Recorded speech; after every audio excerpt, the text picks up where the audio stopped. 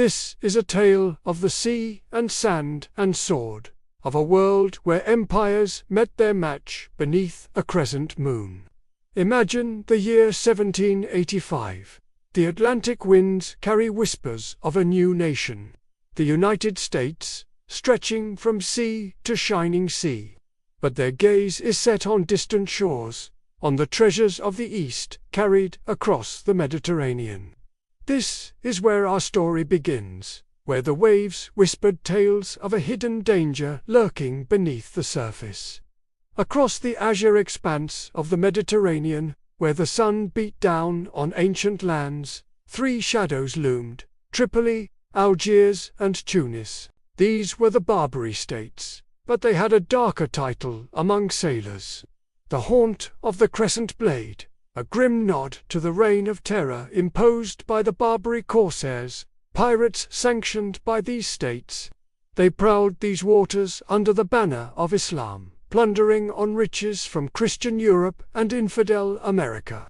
Their target, merchant ships; their game, capturing the vessel and holding the crew for ransom. And when the moon hung heavy in the sky, they struck with chilling efficiency. Their ships, swift and silent, would engulf their victims in the dark, leaving behind them stories of terror and loss. As news of these attacks reached the New World, whispers turned to alarms. There were calls for retribution, for justice against those who dared defy the rising power of the United States. The year is now 1801, and the newly minted United States finds itself at a crossroads.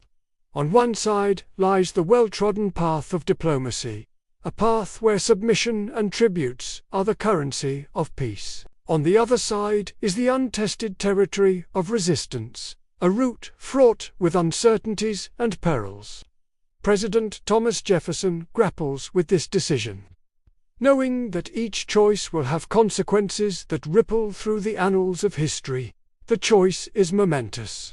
To submit to the demands of the Barbary pirates would be to accept the subjugation of American vessels and crews to these marauders. It would establish a precedent that invites further extortion and aggression. Moreover, it would send a disheartening message to the rest of the world about the mettle of the fledgling republic. On the other hand, choosing resistance means venturing into uncharted waters. It means confronting an enemy that operates with cunning and ferocity in a region that is alien to the Americans. It means risking lives and resources in a conflict that could strain the very fabric of the young nation.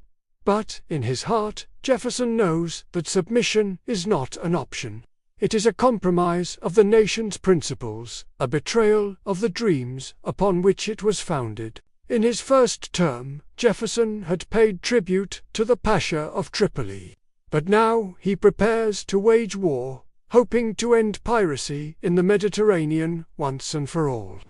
The United States, despite its youthful exuberance, is still finding its footing on the global stage. Its navy, though ambitious, is still a work in progress. Yet, in the face of this threat, it rises to the occasion. The Mediterranean, with its warm waters and strategic routes, becomes the testing ground for the mettle of the fledgling U.S. Navy. Among these vessels are two names that echoed through naval lore: the USS Philadelphia and the USS Constitution. The Constitution, with its imposing presence, becomes a symbol of American resolve, while the Philadelphia carries within it the hopes and fears of a nation. But war is a complex dance, and even as the ships set sail, there are miscalculations, blunders, and losses that test the limits of American endurance. One fateful day in 1803, the USS Philadelphia, crippled and desperate, seeks refuge in the port of Derna, only to find itself captured by the very pirates it had come to fight. It is a bitter pill to swallow, a defeat that threatens to overshadow the American campaign. But from the ashes of this defeat, a different kind of fire is born, the fire of relentless pursuit, of unwavering determination to not only win the war, but to do so on one's own terms. Enter the hero of our tale, Stephen Decatur, a young American naval officer brimming with ambition and audacity. His mission: to rescue the captured Philadelphia. What follows is a symphony of bravery and strategy, played out under the cloak of darkness. With the stealth of a shadow and the precision of a surgeon, Decatur leads a team of Marines on a daring raid into Tripolitan waters. Their objective: nothing less than to burn the Philadelphia to the waterline, to deny its capture to the enemy. It's a risky move, a gamble that could either rewrite the narrative of the war or end in disaster. In the dead of night, under the watchful gaze of the crescent moon, Decatur and his men approach the Philadelphia. Awaiting them is a scene straight out of a maritime thriller. The captured ship sits tantalizingly close, guarded by Tripolitan sentinels and the very real threat of discovery. But undeterred, Decatur puts his plan into action. With the skill of a seasoned sailor and the courage of a lion, he navigates the treacherous waters, ensuring that every move is a step closer to victory. The stakes couldn't be higher. If successful, this mission could turn the tide of the war. If caught, it could spell disaster for the Americans. Decatur's mission is fraught with peril, demanding the perfect orchestration of skill, strategy, and sheer grit. As the story unfolds, we are treated to a masterclass in naval tactics and daring. We see the meticulous planning, the split-second decisions, and the gutsy maneuvers that define this perilous operation. The tension mounts as Decatur's team closes in on their target. The risk of exposure looms large, threatening to shatter their chances of success.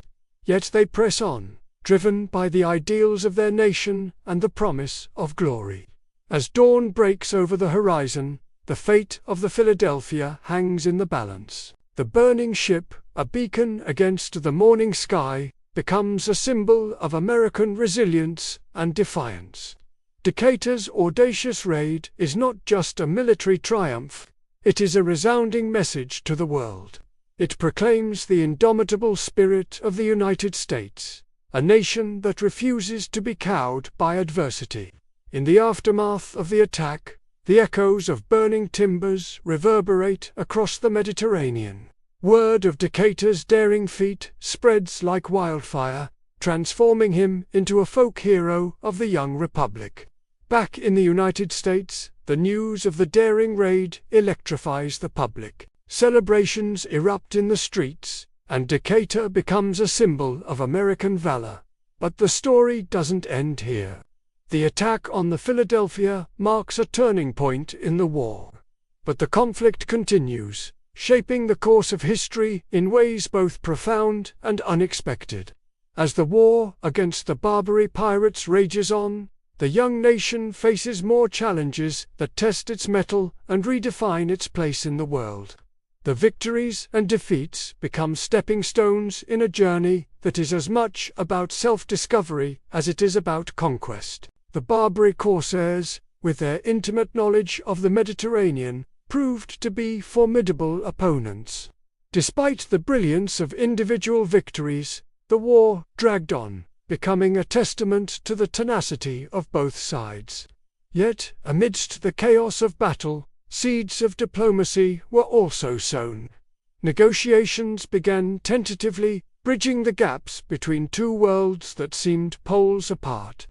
The outcome of the war was not just measured in terms of territory or treasure, but also in the realm of international relations. As the war progressed, it became evident that neither side could claim a decisive victory.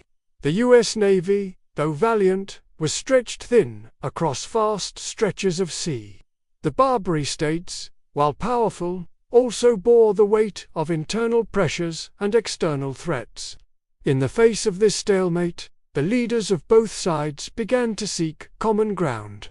The terms of the final treaties were a reflection of this reality, a blend of hard-won victories and the sobering acceptance of limitations. For the United States, the treaties brought a measure of success. Piracy in the Mediterranean was curbed, securing a safer passage for American ships. The payment of indemnities, though costly, was seen as an investment in stability. It bought peace, allowing the young republic to focus on its internal growth, without the constant threat of disruption from North African shores. But perhaps the most significant outcome of the Barbary Wars was the transformation of the United States Navy. From a fledgling force, it emerged as a formidable player on the high seas. The lessons learned in battle, the strategies refined, and the caliber of its sailors elevated, all laid the groundwork for America's future naval supremacy. The echoes of the Barbary Wars resonate through history, serving as a reminder of the nation's formative years when a ragtag fleet dared to challenge the might of North African pirates. It's a tale that encapsulates the essence of the United States, a nation that rose from humble beginnings to claim its place among the world powers, proving that even the youngest of nations can leave an indelible mark on the course of history. And if the tales of the Barbary Wars ignite your passion for history, then we invite you to join us on this journey. Together, let us explore the forgotten corners of the past and bring to life the stories that have shaped our world. Your support is the wind beneath our sails, propelling us forward in our quest to make history accessible and exciting for all. Thank you for being a part of our story and for coming together to keep these historical tales alive.